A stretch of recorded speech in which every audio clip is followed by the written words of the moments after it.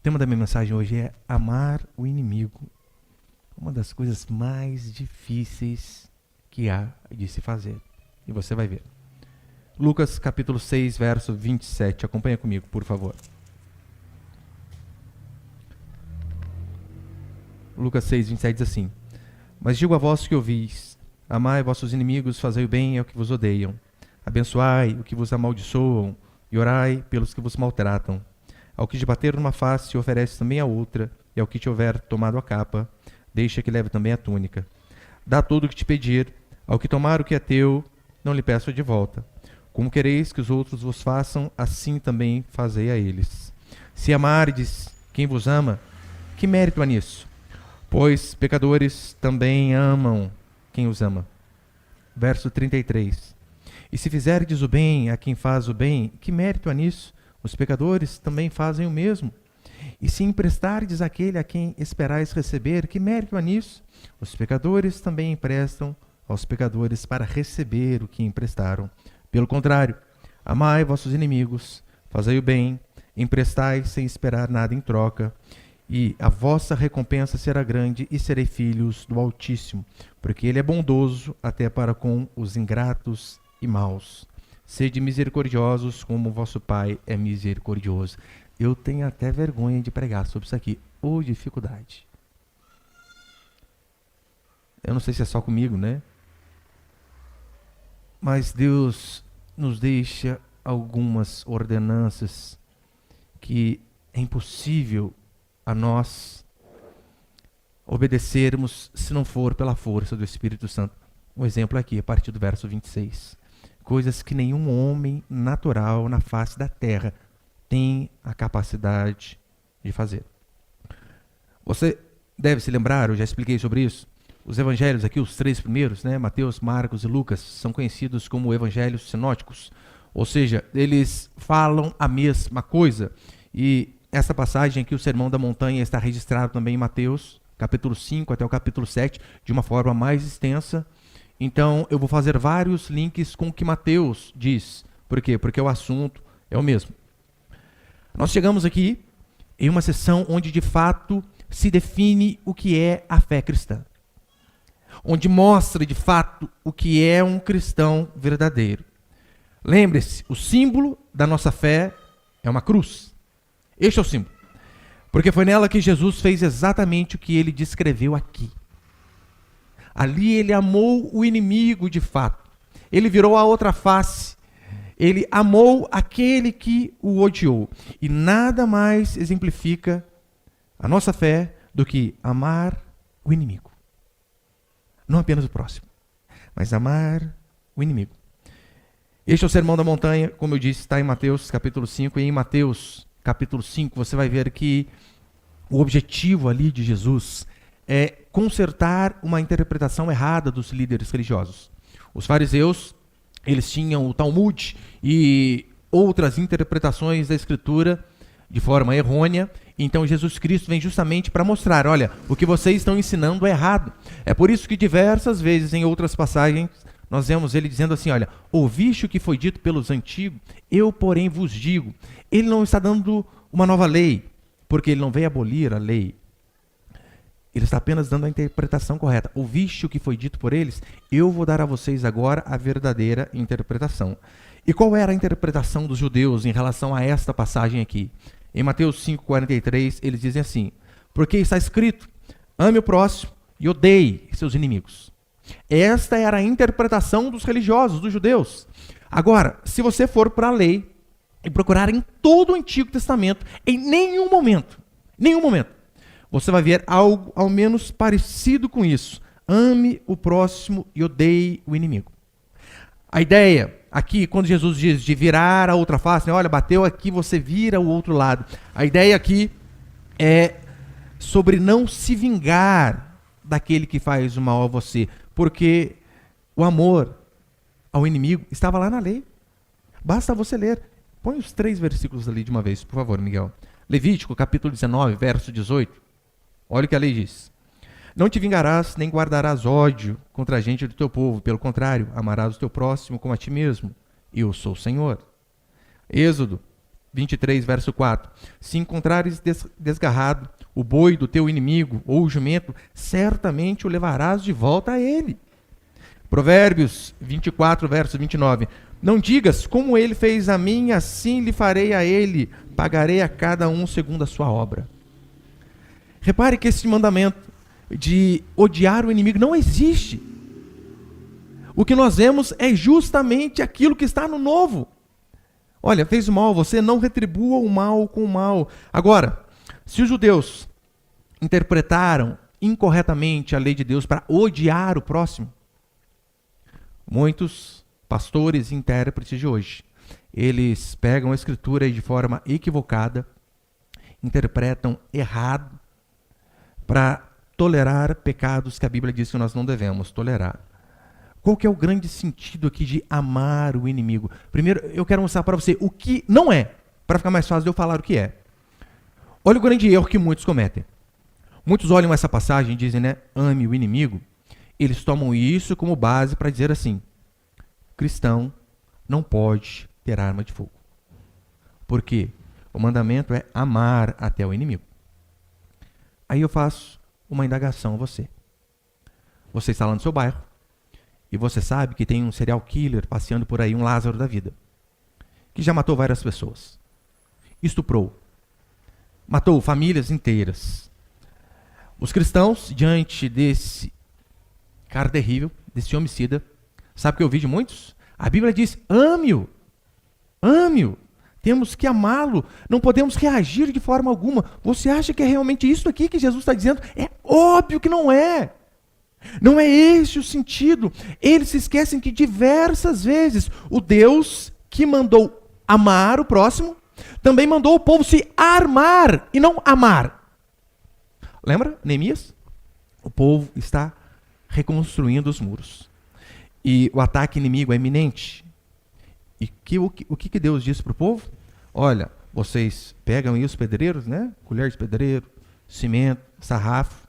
E se vier alguém, faz nada. É isso? Não. Ele diz assim, olha, na mão a colher de pedreiro, na outra mão uma espingarda. Aprendam a se defender. É assim que nós vemos em Neemias, é assim que nós vemos em Esther. Deus manda claramente o povo se armar.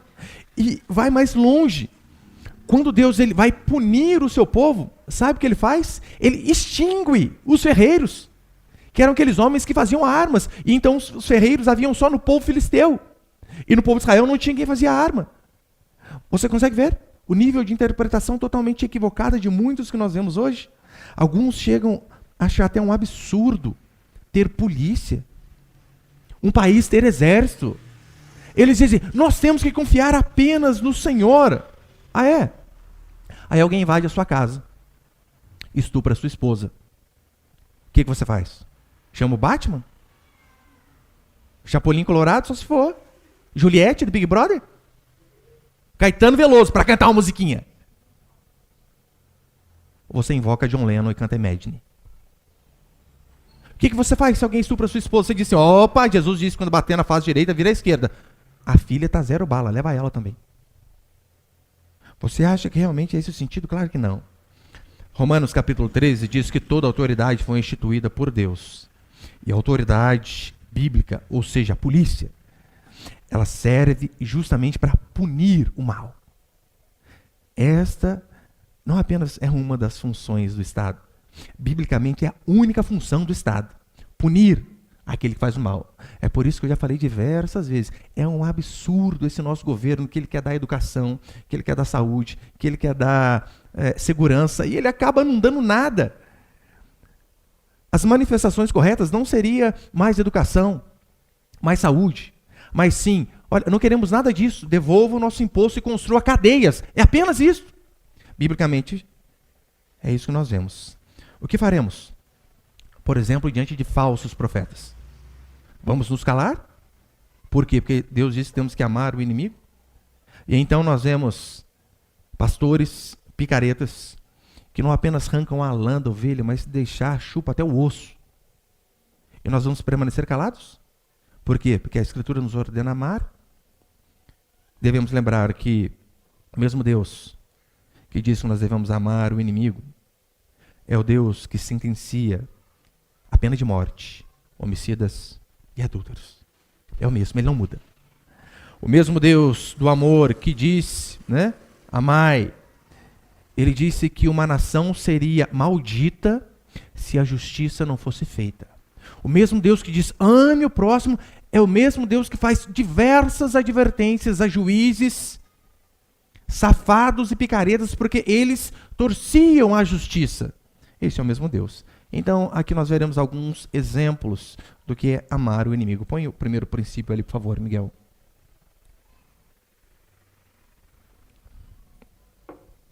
É que hoje em dia, para as pessoas, a imagem de Jesus é quase que aquele ser angelical, né? Que você pode cobrir de porrada, não só tapa, porque ele não faz nada. Você está vindo quarta-feira, é só se lembrar de Apocalipse, né? É o mesmo Jesus Cristo. Primeiro princípio, fale bem mesmo quando falam mal de você. Abençoe quem te amaldiçoa. Versículo 28, olha o que vai dizer. Mateus 6, 28. Abençoai o que vos amaldiçoam e orai pelos que vos maltratam. Orar pelos que te maltratam não é, em hipótese alguma, você cantar sabor de mel para aquela pessoa, dizendo, você vai me aplaudir um dia. Ou como já disseram, né, aos meus inimigos, vida longa, para que eles vejam a minha vitória. Não é isso. Pode ter certeza. Falar bem do inimigo, coisa difícil. Muito. Sabe por quê? Porque nós aqui, nós e eu me incluo no pacote. Por vezes falamos mal do amigo. Vou além. Do irmão. Sendo que o mandamento é tratar bem até o inimigo. Se falar de alguém para outra pessoa que não seja com o objetivo de ajudar, o que eu e você devemos fazer é nos calar. Oh Deus, devemos repugnar do nosso dicionário, do nosso vocabulário, a fofoca gospel. Se você não tem interesse de ajudar, de falar para alguém, seja para o líder de pequeno grupo, para o pastor, ou para alguém mais maduro, olha, eu vi que fulano fez errado lá, ajude-o. Se o objetivo é falar por falar, eu e você devemos nos calar. Não falar absolutamente nada. Nada. Eu sei que às vezes as pessoas nos insultam e às vezes nós costumamos a maldizer essas pessoas. E se você for um pouco sincero com o seu coração podre e corrupto, como diz Jeremias, porque assim nós o somos, você vai ver que na maior parte das vezes que nós falamos mal de alguém, é por conta de inveja. Só que você enxergar isso, meu irmão, é muito difícil. Confessar até em oração, oh Deus, me perdoa da inveja do fulano, é terrível. Quantas vezes o nosso talento não é igual o do fulano? Então, para a gente não ficar para trás, como a gente não consegue chegar no nível que ele está, a gente dá um jeito de diminuí-lo, apenas para ficar bem consigo mesmo. Porque essa é uma forma de sairmos meio que por cima. Já viu aquela historinha de que, olha, o que adianta a irmã trocar de carro, tá com um carro novo, mas olha as roupas que ela usa. Você consegue ver o tanto de pecado numa frase dessa? Como os ossos estão ardendo de inveja, como o provérbio diz, né, que a inveja é como um câncer que apodrece os ossos. E então você não consegue simplesmente fazer assim, ó. Você tem que arrumar uma coisinha. Porque o que adianta carro novo e essas roupas? Ou seja, eu não tenho aquele carro, mas... Olha a decência. O que adianta uma casa daquela e não ir à igreja? Ou seja, eu moro numa tapera. Condomínio habitacional e urbano da vida. Mas pelo menos sou fiel a Deus. E nós não percebemos o nosso coração carregado de inveja. Mas a Bíblia vai além. A Bíblia diz que nós não devemos falar mal e falar bem. Ir além, diz daí. Portanto, fale bem daquele que vos amaldiçoam. No versículo 29, acompanhe aí comigo. Quando Jesus diz a questão da outra face, 6:29, Ao que te bater numa face, oferece também a outra. Você sabe, oferecer a outra face aqui, ele não está falando de algo literal. Do tipo, né, você tomou aquele tapão. Ó, dá desse lado aqui, quem está zero bala. Esquenta aqui. Não, não é esse o sentido. Deus aqui ele está proibindo toda e qualquer forma de autodefesa? Claro que não. Claro que não. Deuteronômio capítulo 22. Esse versículo é usado como base da legítima defesa em muitos países, inclusive. Olha o que vai dizer. Põe ele, por favor. Não tem? Não? Deixa eu ler para você então. Êxodo 22, verso 3.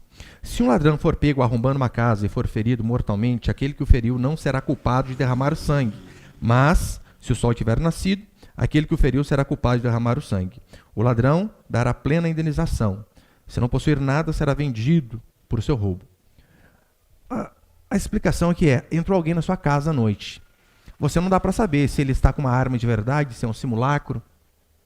Então, se você, numa circunstância dessa, você o mata, o que a Escritura diz é que você não vai ser punido. É o que nós chamamos em nossa lei de legítima defesa.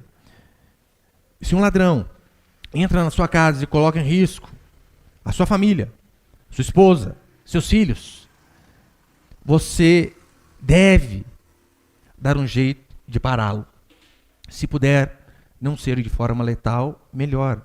Todavia, se não puder e você o matar, o que a Bíblia diz que este pecado não será contabilizado diante do Senhor.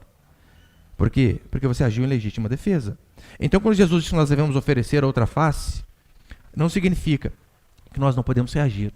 Não significa que nós temos que aceitar tudo calado. Que crente é quase que um mocorongo, um mongoloide, que a pessoa pode nos estapear e nós não faremos nada. Olha que interessante. Jesus, certa feita, tomou um tapa no rosto de verdade. Literal. Tem ali? João 18, 22? Ah, apareceu? Põe para frente, João 18. João 18, 22. Tendo dito isto, os guardas ali, quando tinha aprisionado Jesus Cristo, né? Tendo dito isso, um dos guardas que ali estava deu uma bofetada em Jesus, dizendo, é assim que respondes ao sumo sacerdote? Jesus virou outra face e disse, bate aqui. É? Não. Olha o verso 23. Jesus lhe respondeu, se falei mal, mostra-se mal. Mas se falei o que é correto, por que me agrides? Ô Jesus, você manda nós fazer um negócio e não faz? É, isso aí como que chama? Hipocrisia? Nos manda virar a outra face. E quando te batem, você reclama? Paulo também passa por algo parecido. Atos capítulo 16, verso 37. Olha o que diz. Mas Paulo lhe respondeu, sendo nós cidadãos romanos, espancaram-nos publicamente sem termos sido condenados e nos colocaram na prisão. Agora, as escondidas mandam-nos sair? De modo nenhum, que venham eles mesmos e nos soltem.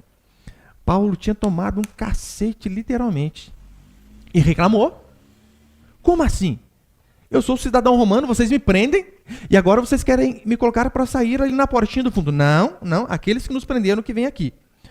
Jesus não está dizendo que nós nunca podemos repreender aquele que nos ofende, que ouviremos ofensas e mais ofensas e ficaremos calados. Porque basta ler Mateus capítulo 18. Em Mateus capítulo 18, Jesus começa dizendo assim, olha, se teu irmão pecar contra ti, o que você deve fazer?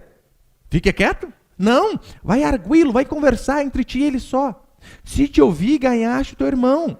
Ele não te ouviu? Chama 2 ou 3 testemunhas. Não te ouviu? Leva à igreja. Não ouviu a igreja? Considera-o como gentil e publicano. Então, o que quer dizer, de fato, virar a outra face? Como o Senhor nos ensina. William Hendrickson, quando ele vai explicar esse texto, ele diz assim, Jesus está querendo apenas mostrar que nós devemos retirar de nós o espírito de vingança. Espírito de vingança. Por quê? Paulo vai dizer em Romanos, a vingança pertence a quem? A Deus. Agora, veja se isto não faz sentido. Como assim? Você está na sua casa. Um bandido entra e coloca os seus em risco. Você então tem uma arma e você o vê também armado ou está à noite, não dá para ver, e você, de uma forma letal, você o freia e o mata. Ali você não agiu com vingança. Você não agiu com ódio. Você agiu em amor. Amor a quem? Amor à sua família. Você agiu não motivado por vingança, mas motivado pelo senso de amor à esposa, aos filhos e àqueles que estão perto. Então, se você mata alguém motivado pelo amor, o que a Bíblia diz é que isso não é pecado. Repare, um pastor, ele vai e repreende alguém. Constantemente eu preciso fazer isso. Qual que é o objetivo que você acha das repreensões? É destilar raiva que eu tenho da pessoa? Ou conduzir a pessoa em amor ao caminho certo? Essa semana mesmo eu falei para minha esposa, conversa com a irmã que aquele tipo de roupa não dá. Diga a ela que se ela não te ouvir, eu falarei com o marido dela. Precisa mudar. Você acha que quando eu falo isso, a probabilidade da pessoa sair da igreja é grande? Você acha que a minha motivação é o quê? É raiva? É ira? Ou é apenas corrigir algo que envergonha a pessoa, que envergonha o marido e que envergonha a igreja? É assim que nós devemos agir.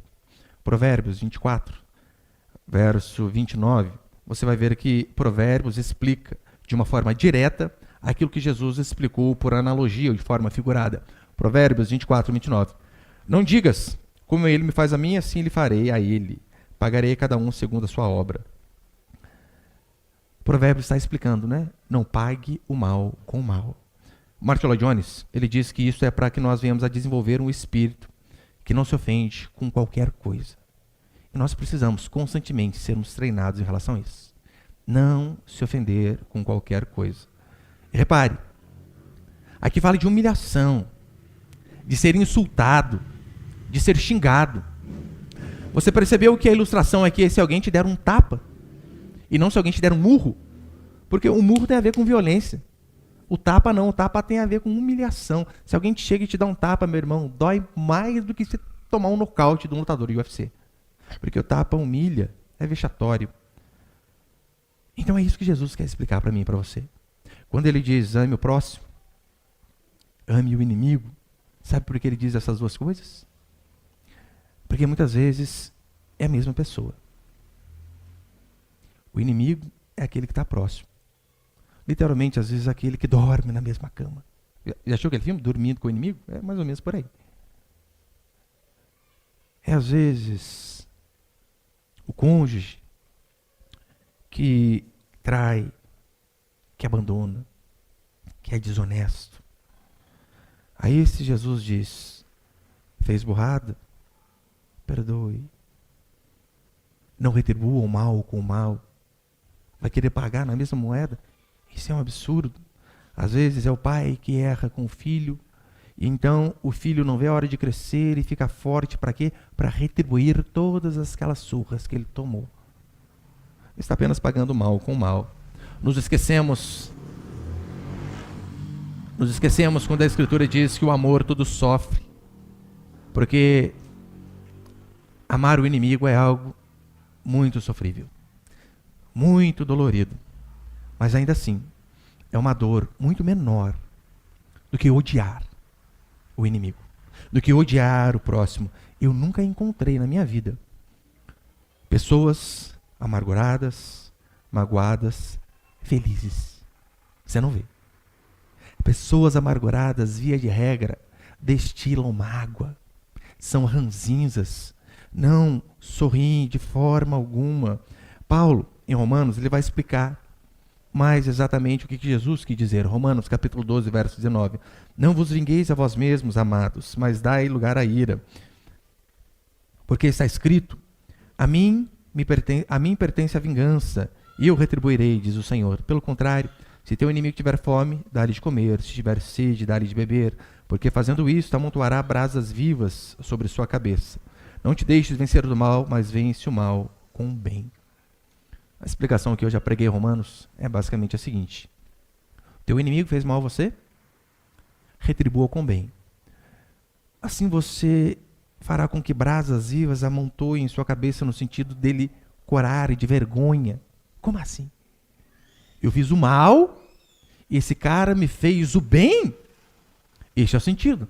Mas pode ser que ele core a sua cara também de vergonha. O que nós devemos fazer é continuar com o mandamento de não retribuir o mal com o mal. Na Guerra Fria, onde estava a disputa ali, a Alemanha Ocidental e Oriental, a Alemanha socialista de um lado, capitalista do outro. Então, isso é um fato histórico, eles vão dizer que certa feita a Alemanha Oriental socialista, para variar, não presta, socialista não presta. O que eles fizeram? Eles jogaram um caminhão de lixo, de entulho, para o lado de lá do muro de Berlim, para a Alemanha capitalista. A Alemanha Oriental, ela juntou aquele lixo e jogou do outro lado um caminhão de mantimentos, para que eles pudessem se alimentar, porque eles sabiam que aquele povo estava passando fome. Moral da história, cada um dá aquilo que tem. Eu sei que há uma dificuldade aqui de relacionar justiça com misericórdia. No caso, como fazemos em relação a um assassino? Pastor, devemos perdoar um assassino? Eu não lembro que ano que foi. Lembra quando morreu aquela menina Eloá? Que eu acho, né? O assassino estava ali, o cara não atirou, o policial não atirou e o cara acabou matando a menina. Espero que a mãe dela tenha falado de coração, mas eu lembro que com a filha ali, ó, no caixão, ela dizendo: eu perdoo o fulano, esqueci o nome dele, né? O fulano que matou a minha filha. Meu irmão, com presunto fresco deve ser muito difícil. Muito difícil. Às vezes essas coisas nós conseguimos perdoar, talvez anos depois. E agora, na hora. Então ela disse ali em rede nacional, tinha alguém filmando, que ela perdoava o assassino da filha dela. Isso é uma atitude de alguém verdadeiramente cristão. Agora, pastor, devemos perdoar sempre? Sempre.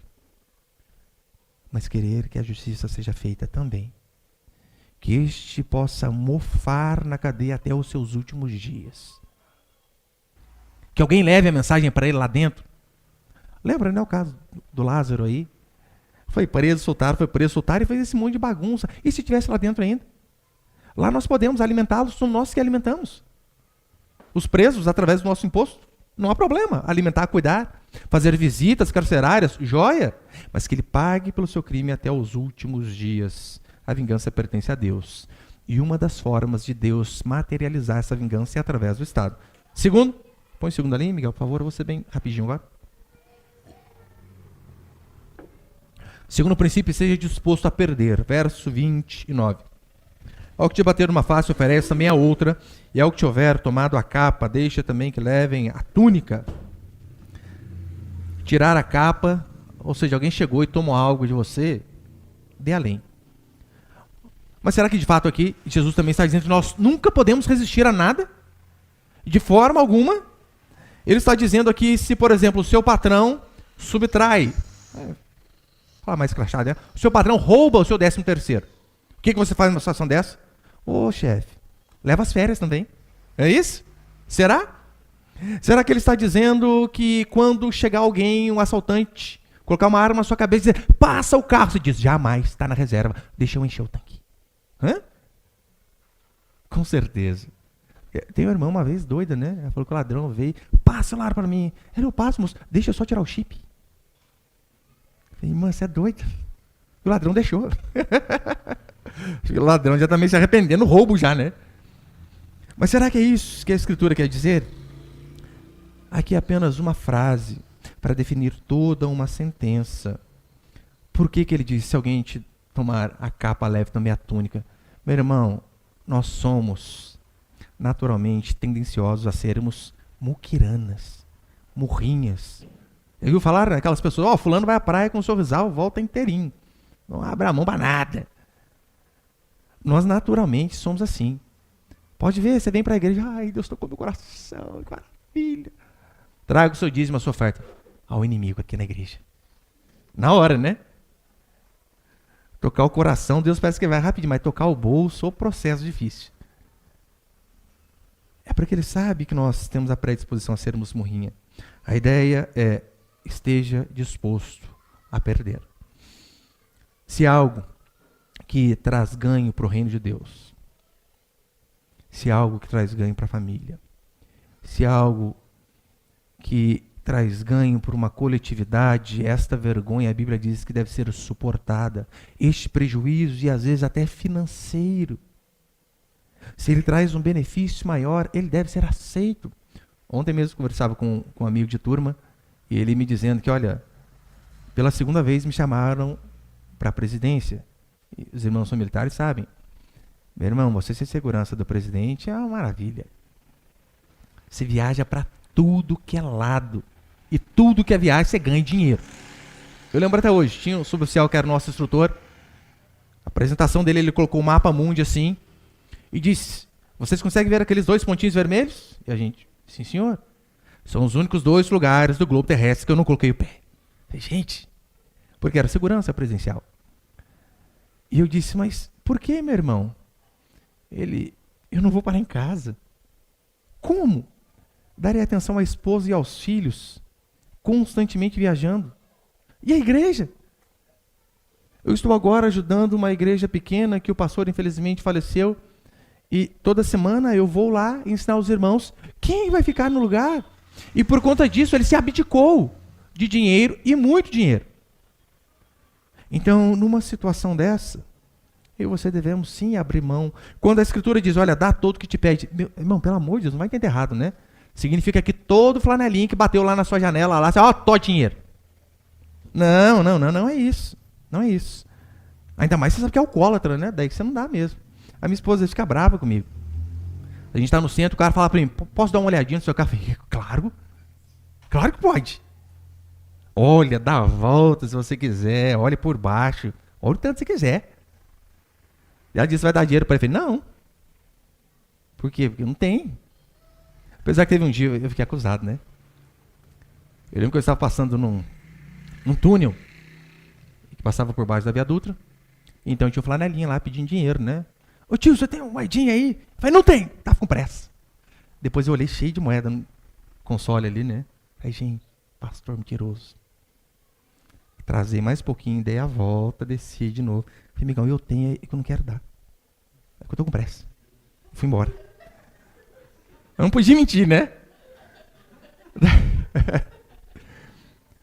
Não significa, né, que eu tinha outros gastos ali para aquele dinheiro, né? Não dava.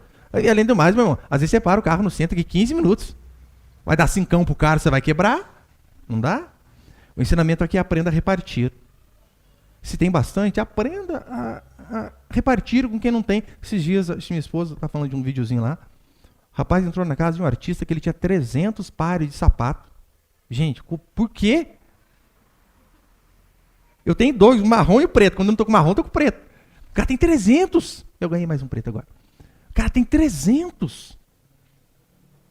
E o menininho olhou: você não tem tudo isso de pé? Para que tudo isso? Será que ele acordou, gente? Para que tudo isso? Não precisa. Então há momentos que eu e você fomos chamados para repartir, para contribuir, para dar. Terceiro, já estou encerrando. Põe terceiro aí, por favor, Miguel. Terceiro princípio: ame porque Jesus nos amou. Olha o verso 35 que vai dizer: pelo contrário, amai os vossos inimigos, fazei o bem, emprestai sem esperar nada em troca. A vossa recompensa será grande e sereis filho do Altíssimo, porque ele é bondoso até para com os ingratos e maus. A base de todo este sermão é o verso 35. Eu e você, porque Jesus foi bom para com os ingratos e maus. Esta é a base para que eu e você também sejamos. Percebeu que neste versículo ele diz: fazendo isto sereis filhos de Deus. Fazendo isto. Você sabe quem são os ingratos e maus aqui, não sabe? Sabe quem são? Essa pessoa aí, sentada do seu lado. Ele, ela, eu. Nós somos os ingratos e maus aqui. Nada fala mais alto sobre quem nós somos do que amar o inimigo. Nada fala mais alto do que se o nosso cristianismo é verdadeiro, do que se nós praticamos isso daqui. Ainda que seja a duras penas. Tem um missionário chamado Dr. Paul Brand. Ele, na época da gripe espanhola, ele estava fazendo missão nas Índias. E então, quando ele estava lá fazendo missão, a gripe espanhola chegou. E a gripe espanhola dizimou quase todo que é lugar que ela passou. E então, esse Dr. Paul, ele diz que havia ali um macumbeiro Havia um cara ruim de jogo, um cara que adorava deuses estranhos, que atrapalhava o tempo todo o trabalho dele. Ele ia falar a respeito de Jesus Cristo, ele falava de outras divindades, ficava sempre aquela guerra. Até que este sacerdote pagão que sempre atrapalhava, pegou a enfermidade. Aquele homem foi isolado. Sua família não foi ver. Ninguém chegou perto dele. A única pessoa que teve a disponibilidade de ir lá e ajudá-lo foi o pai do Dr. Paul Branch.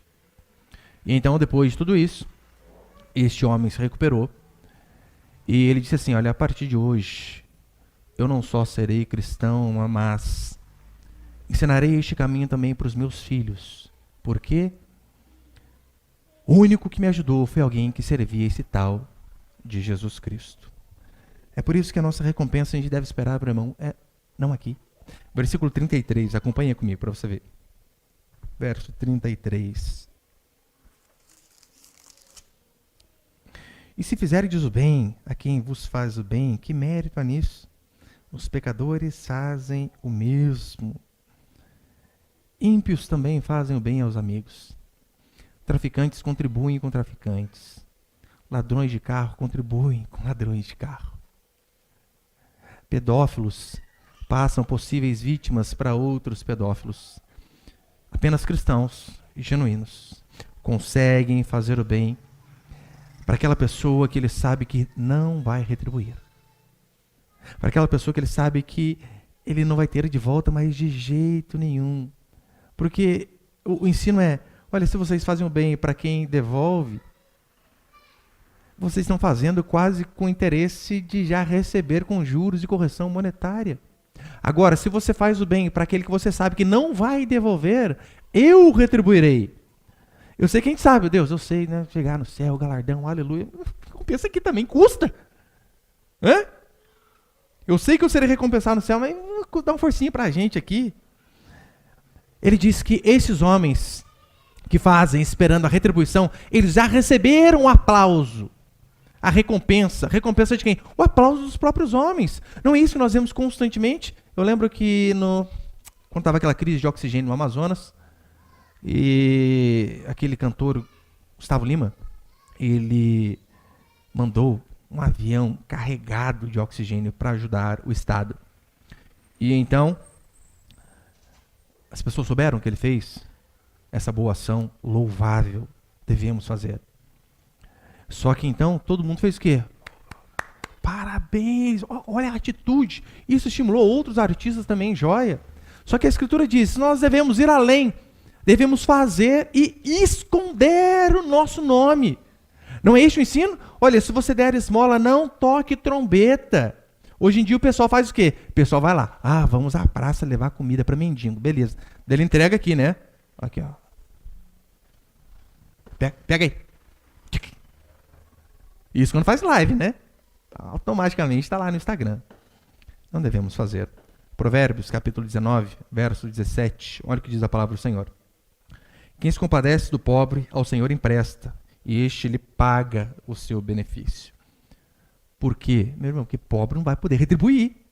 Simplesmente por conta disso. Olha, eu acho que é uma peça, né? Eu tenho um livro, uma peça chamada Os Miseráveis, de Victor Hugo, e é uma história fantástica. Existe um homem, o protagonista ali chama Jean Valjean. E então, esse Jean Valjean é um preso, e ele sai da cadeia. E ele sai da cadeia, só que ninguém na cidade o dá acolhida, com exceção de um padre. Um padre vai, chama Jean Valjean e o coloca em sua casa e o alimenta. Todas as suas necessidades são supridas. Dá uma cama para ele dormir. E na primeira oportunidade, Jean Valjean passa a mão em toda a prataria do padre e foge. Então ele foge e tal, e de repente alguns guardas veem um homem dormindo no banco da praça de madrugada, se aproximam e reconhecem. Este é Jean Valjean, que saiu recentemente da cadeia. Então eles olham ali e veem toda aquela prataria que custa muito dinheiro e já desconfiam. Como assim? Não deu tempo de você trabalhar para conquistar todas essas coisas ainda. E eles sabem, olha, quem tem esse tipo de prataria é o padre. E então eles levam Jean Valjean para fazer uma cariação lá com o padre, né? Para saber de onde tinha vindo, de fato. E então, quando os guardas estão chegando com Jean Valjean, o padre sai aos gritos: Jean, Jean, meu filho, você esqueceu as colheres. Tinha que levá-las também. Então, por conta daquela atitude de retribuir a quem não merecia, o enredo ali da peça e do livro é a transformação de um homem quando alguém age com ele de forma graciosa.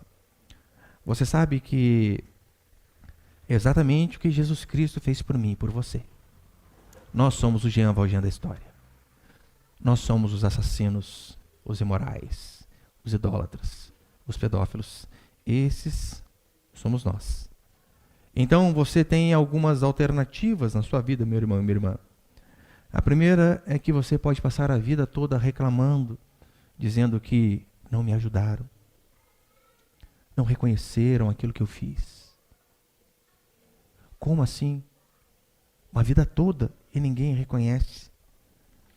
Ou você pode passar a sua vida fazendo bem para pessoas que provavelmente não retribuirão.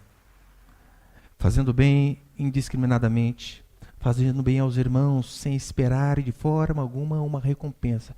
Se ela vier, bem. Se não vier, não há problema. Porque eu te garanto, você jamais verá uma pessoa que fica contabilizando as mágoas, já viu? Tem mulheres que são histéricas, gritam, né? Tem mulheres que são históricas, anota tudo. Conheci uma irmã uma vez que ela anotava todas as falhas do marido no caderno. Irmã, pelo amor de Deus, queima esse negócio, gente. Você não vai encontrar uma pessoa que faz a contabilidade de suas mágoas feliz. O mandamento para mim e para você: perdoe aquele que te fez mal. Faço bem ao amigo, mas também faço bem até ao inimigo. Isso nós só iremos conseguir se formos cheios do Espírito Santo e a graça de Deus for sobre nós. Amém, meus irmãos?